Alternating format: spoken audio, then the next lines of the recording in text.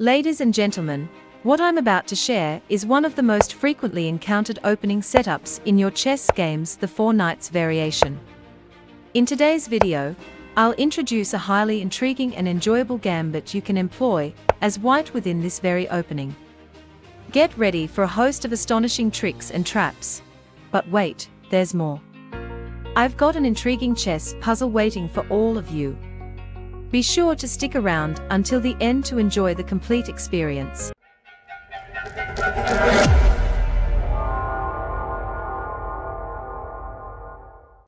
At first glance, this position may appear mundane and symmetrical, but chess isn't meant to be dull. So, let's inject some excitement with the audacious move, Knight takes on e5. Welcome to the Halloween Gambit. I understand your apprehension about seemingly giving away your knight for nothing, but believe me, this is a fantastic opening choice, especially in faster time controls. The data backs it up, just take a look. After playing Knight takes on e5, white actually boasts the highest win percentage, surpassing common moves like bishop c4, or even d3 by a significant margin. Alright, so what happens after black captures your knight?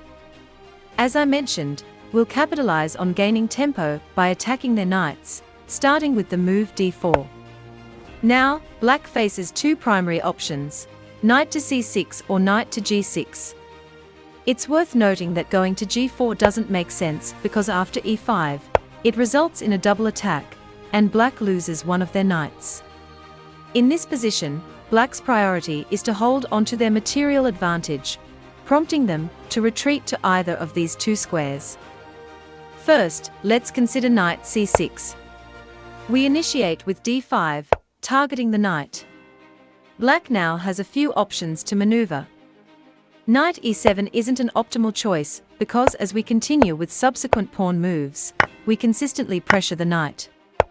Ultimately, after the queen e2 check, black finds themselves in a position where they must sacrifice either the bishop or the knight. Therefore, knight e7 doesn't effectively work for black. As a result, black is left with these two options. Let's analyze the most frequent move, which is knight to e5. This time, we respond with the f-pawn, attacking the knight. The best black can do here is knight g6, attempting to defend. We cleverly apply pressure on the other knight, showcasing how shrewdly we are forcing black to retreat and securing considerable space in the center. The essence of the Halloween Gambit lies in the power of the pawns, so always keep that in mind. Regrettably for black, they are forced to underdevelop their knight in this scenario. Even if they attempt to pin with the queen, we can reciprocate, and ultimately, black will have no choice but to retreat the knight. So, after e5, most players would opt to pull their piece back right away. Now that we've advanced significantly, it's time to firmly seize the opportunity by pushing further. Takes observe how this pawn completely constricts black, rendering them helpless. If black attempts a standard development move like knight f6, we deliver a check and black loses material. Therefore, black must exercise caution against this check, prompting them to create space for their king. Consequently, the two most commonly seen responses manifest. If black ups for queen b6, we can advance our knight closer, setting our sights on the potential c7 fork. Additionally, we fortify another defender for this pawn. Keep in mind that the knight b5 move, eyeing the c7 fork, is a recurring theme in many variations. Next, black's primary objective is to prevent the impending fork, making king to d8 the most logical response. We persist in our attack by advancing our pawns. Notably, if black chooses h4, the knight is in jeopardy. The widely seen response here is knight e5. Once again, we emphasize the importance of developing with tempo, not affording black the luxury of contemplating an attack. Black will likely attempt to defend with f6, but we can swiftly move our queen while maintaining a connection to this pawn, all the while preparing for castling. If black tries a move like a6 in an effort to push back the knight and grab the pawn, we have the option to activate the bishop to attack the queen. Subsequently, after the queen moves, black finds themselves in a precarious situation because of a powerful sequence, queen a5 check, followed by knight c7 check, resulting in the loss of the rook. Although sacrificing the pawn, this positions white advantageously. We can proceed to bring out the knight, castle on the queen side, and keep black struggling with a vulnerable king and pieces confined to the back rank. The game unfolds favorably for white. Let's consider the scenario where black goes for queen f6, applying pressure on both pawns. Directly playing knight b5 here can be a bit risky due to a potential variation, where if black finds the brilliant move knight f4, trouble might arise. Even though you manage to capture the rook, your king becomes exposed, and black can exploit the situation with their queen and knight, along with possible involvement of their bishops. It could be uncomfortable to deal with. Given this, when the queen moves to f6, I recommend initiating with a check. Once black blocks the check, you can then proceed with your plan of knight b5. Even if black ups for a queen exchange, you still maintain a double attack, forcing their king to move. Following this, you can target the vulnerable pawn with bishop e3. If black tries b6, you can castle on the king side, assert control over the file with your rook, and continue advancing your pawns. Additionally, you have the advantage of the potent pawn that consistently exerts pressure on black. In an alternate scenario where black plays a6 instead of moving the pawn, attempting to displace the knight and capture the pawn, you can utterly dismantle black's position with a relentless series of checks. Eventually, you'll pick up the rook and systematically gather the pawns, putting you in an advantageous winning position. Achieving victory in such a manner is indeed a satisfying accomplishment. Speaking of satisfaction, one thing that truly brings joy is your support. So, please, everyone, hit that like button below this video right now. Okay, now, let's backtrack a bit. After the move d5, we've thoroughly examined the options when black plays knight e5. But what if black ups to retreat to b8? The game plan remains consistent: relentlessly pursue the knight, driving it backward. Keep advancing, engaging in pawn exchanges, and ensnare black with this powerful pawn. In black's attempt to create space for their king, the move knight b5 remains pivotal. If black makes a move like knight a6 from this point, that's an unfavorable square for the knight. You can smoothly develop your bishop, followed by the advancement of the other bishop, creating an increasingly uncomfortable situation for black. Black finds themselves restricted and unable to maneuver their pieces effectively. Conversely, you have the option to simply castle and unleash an assault with your entire army. The engine analysis suggests that white holds an almost 5-point advantage in this position, showcasing the potency of the Halloween Gambit. But how can you counter the Halloween Gambit when playing as black? I'll guide you through the most effective strategies for black in this scenario. Alright, let's revisit the sequence: e4, e5, knight f3, knight c6, which leads us to the 4 knights opening. In the Halloween Gambit, we kick things off by sacrificing the knight and then launching an attack with d4. Previously, we covered the main lines where the black knight moves to c6. Now, let's explore some strategies when the knight heads to g6.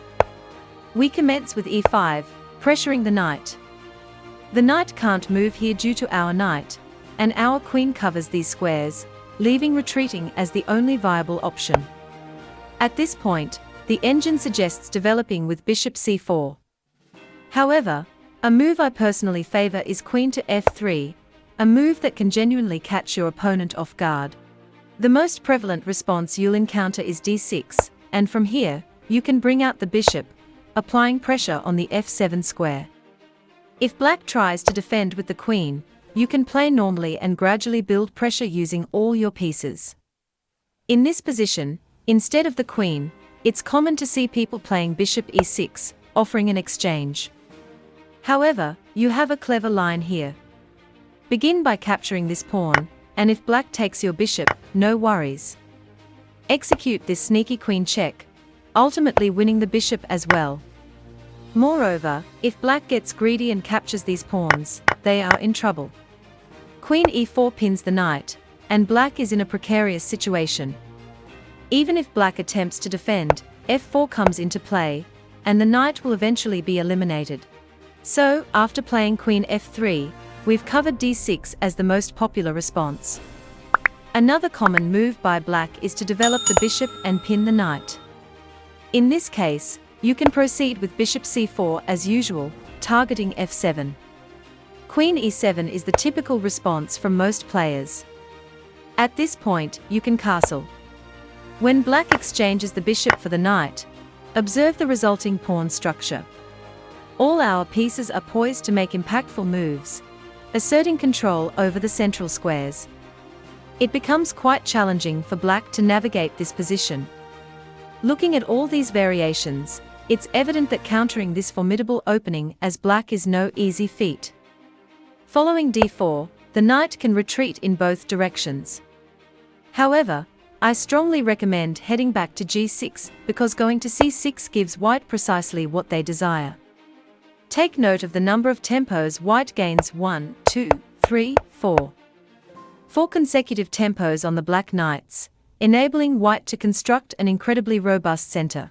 So, the advice is clear: avoid heading in this direction. Instead, let's opt for g6. Now, there's only one knight that white can go after. Although we have to retreat once, it doesn't pose a significant issue. Let's consider the scenario where white plays queen f3. This is a critical moment where you need to retaliate and thwart white's initiative. I'll share a simple tip that will prove effective in countering many opening sacrifices of this nature. When you find yourself significantly ahead in material and your opponent is gaining a lot of activity, the best approach is to give back some material to diminish their initiative. While it's tempting to hold on to that extra knight, sometimes you have to sacrifice material in return. So, the move I recommend here is d5. Allow white to capture this pawn. Capturing en passant is not advantageous for white, as it allows you to bring your bishops into play, which is not what they desire. After d5, white will likely capture with the queen. You can then opt for an exchange, giving yourself some breathing room. Since knight c7 is the main threat, you move the king, and the game continues. Despite white having two central pawns, you still have the advantage of extra material. The game is now about playing it strategically from this point onward, maintaining a balanced position. In this position, if instead of the queen, white brings out the bishop, the strategy remains the same: play d5. White is forced to waste a move by capturing the pawn. You gain a tempo by attacking the bishop, and when it retreats, you can proceed to develop and neutralize the attack on f7. Additionally, you seize control of the d5 square, setting the stage for further advantageous development. This strategy positions you well as black, allowing for flexible castling options and minimizing immediate threats. It's an easily recallable approach to combat the Halloween Gambit. Now, it's time for a puzzle. In the given position, it's white's turn, and you need to find the best move for white. Share your answers in the comments, and let's see how many of you can solve it correctly. Also, don't forget to like and subscribe to stay updated with future videos. Take a moment to check out the other videos appearing on your screen right now. Thank you for watching, and I look forward to seeing you in the next one. Take care and peace.